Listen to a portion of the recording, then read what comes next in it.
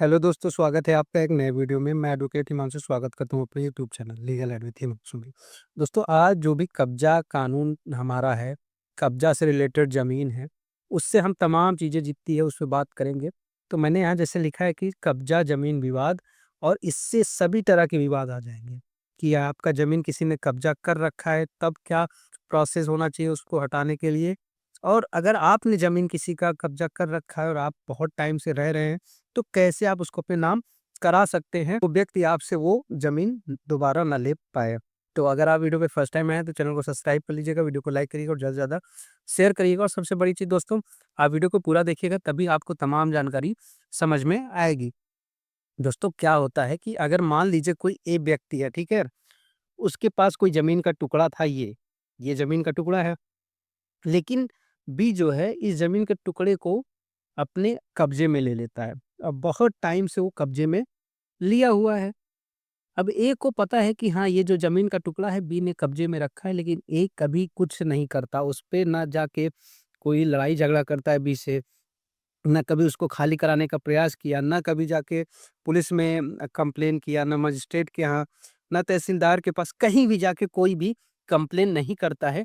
और देखते-देखते हमारे 12 साल बीत गए और बी उस ज़मीन पर कब्ज़ा किए हुए है। मतलब इसका कहने का मतलब एक चीज़ है कि बी जो कब्ज़ा किया है ज़मीन पे, ए को पता है, लेकिन ए ने कोई एक्शन नहीं लिया लीगली कि उसको वो खाली करा के अपने पास दोबारा लाए। लेकिन अब इस केस में क्या होता है कि अगर 12 साल बीत गए, तो बी क्या करेगा, बी कोर्ट में जाके डिक्लेरेशन पास करा के इस ज़मीन का मालिकाना हक पा सकता है और ये लीगल है। ये अभी तक जो भी आपको देखे होंगे यूट्यूब पे, बहुत सारे ऐसे लोग होंगे जो आपको बता रहे होंगे तमाम जानकारी, लेकिन जो मैं अभी बता रहा हूँ ये सबसे अपडेटेड और सबसे सही जानकारी है। अगर आपको हमारी बातों पे भरोसा ना हो तो आप जाके सर्च करके ये तमाम चीज़ें आप पढ़ सकते हैं, जो भी हमारा लिमिटेशन एक्ट है वहाँ जाके। और ये ऐसा मैं नहीं कह रहा हूँ, जब आप पढ़ेंगे लिमिटेशन एक्ट का जो आर्टिकल 65 है और जो आर्टिकल 27 है, उसमें ये तमाम चीज़ें दी हैं कि अगर आप 12 साल तक कब्ज़ा किए हैं किसी ज़मीन का और व्यक्ति ने जिसकी ज़मीन है उसने कोई लीगल एक्शन आपके खिलाफ नहीं लिया, तो वो ज़मीन आपकी हो जाएगी। दोस्तों, ये तो मुद्दा था कि मैंने आपको बता दिया कि अगर किसी ने ज़मीन कर कब्ज़ा कर रखा है तो आप कैसे तमाम चीज़ें कर सकते हैं। लेकिन मेन मुद्दा हमारा यहाँ ये नहीं था, क्योंकि एक सुप्रीम कोर्ट का जो है जजमेंट आया है जो मुझे बताना था, उसके लिए मैं यहाँ पे आपके समक्ष हाज़िर हुआ था, और वो जब कब्ज़ा ज़मीन विवाद से रिलेटेड था। दोस्तों, होता क्या है कि मान लीजिए ए की ज़मीन थी ये, ठीक है? ए की ज़मीन थी, बी ने उस पे कब्ज़ा कर रखा था, ठीक? अब हुआ क्या कि ए जाता है मान लीजिए पुलिस के पास और कहता है कि ये बी ने हमारी ज़मीन कब्ज़ा कर रखा है, ठीक? बी ने हमारी ज़मीन को कब्ज़ा कर रखा है और ए जाके कोर्ट में केस कर देता है कि जज साहब, ये ज़मीन हमारी है, और अपना डॉक्यूमेंट देता है और कहता है कि बी ने हमारा कब्ज़ा कर रखा है।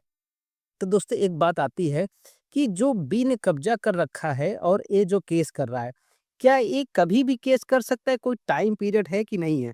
तो दोस्तों, टाइम पीरियड है, बाउंडेशन है। जब आप लिमिटेशन एक्ट पढ़ेंगे तो तमाम विवादों में अलग-अलग टाइम दिया गया है। तो जो टाइम है, ये था कि 3 साल के अंदर अगर ए व्यक्ति को, जो व्यक्ति ए है, उसको अगर ये डिक्लेरेशन अपने नाम पे कराना है कि ये ज़मीन हमारी है, हमारे नाम पे डिक्लेयर करिए, तो उसको बी जब कब्ज़ा किया उसके 3 साल के भीतर-भीतर उसको कोर्ट में केस करके डिक्लेरेशन पास कराना होता था, ठीक? और अगर कब्ज़ा पाना है, मान लीजिए डिक्लेरेशन तो हो चुका है, मान लीजिए उसको सिर्फ़ कब्ज़ा करना है, तो 12 साल के अंदर-अंदर उसको कोर्ट से कब्ज़ा के लिए अप्लाई करना था। उसके बाद कोर्ट क्या करती है, कब्ज़ा अगर आपका अवैध तरीके से कोई किया है, तो उसको हटवा के आपको कब्ज़ा दे देगी। अब ये बात आती है कि मान लीजिए क्या होता है कि अगर कोई व्यक्ति ए है, अगर वो 4 साल बाद अपनी ज़मीन का दावा करता है और कहता है कि ये ज़मीन का जो डिक्लेरेशन है वो भी हमको चाहिए और ज़मीन पर कब्ज़ा भी हमें चाहिए।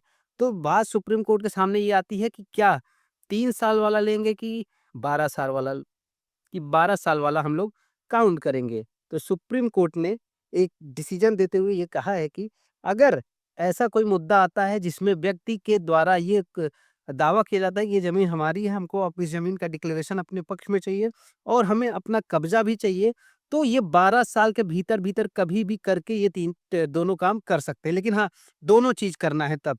मतलब 12 साल का टाइम पीरियड दोनों के लिए दे दिया गया है कि आप अगर अपनी ज़मीन का दावा करके उस पे कब्ज़ा चाहते हैं, तो आप 12 साल के अंदर-अंदर कभी भी बी के खिलाफ मुकदमा करके ज़मीन ले सकते हैं। इसमें फ़ायदा किसका हुआ? ए का हुआ।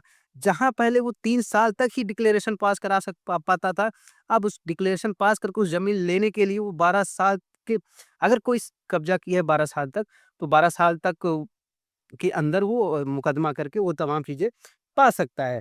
तो ये चीज़ें थी जो मुझे क्लियर करना था, क्योंकि बहुत सारे लोग हैं जो तमाम भ्रामक जानकारियाँ फैला रहे हैं यूट्यूब पे, तो आप उन बातों में उनके मत आइए। और ये तमाम चीज़ें अगर आपको अ, ब कैल क्लेरिफ़ाई करनी है, तो आप चले जाइए लिमिटेशन एक्ट जो है हमारा, वहाँ पे आप ये तमाम चीज़ें पढ़ सकते हैं। ऐसा कोई नहीं कि मैं कहीं और से सीख के आया हूँ, मैं भी चीज़ें देखता हूँ, सुप्रीम कोर्ट के जो जजमेंट है, जो हमारे डिस्ट्रिक्ट कोर्ट के जजमेंट होते हैं, जो हमारी बुक्स में लिखा है, जो हमारी पढ़ाई के दौरान हमने पढ़ा था, वही चीज़ें हम आपको बताते हैं। तो इस वीडियो में इतना ही, अगर कोई आपको डाउट आए तो कमेंट बॉक्स में लिखिएगा। तो मिलते हैं नेक्स्ट वीडियो में, तब तक के लिए जय हिंद।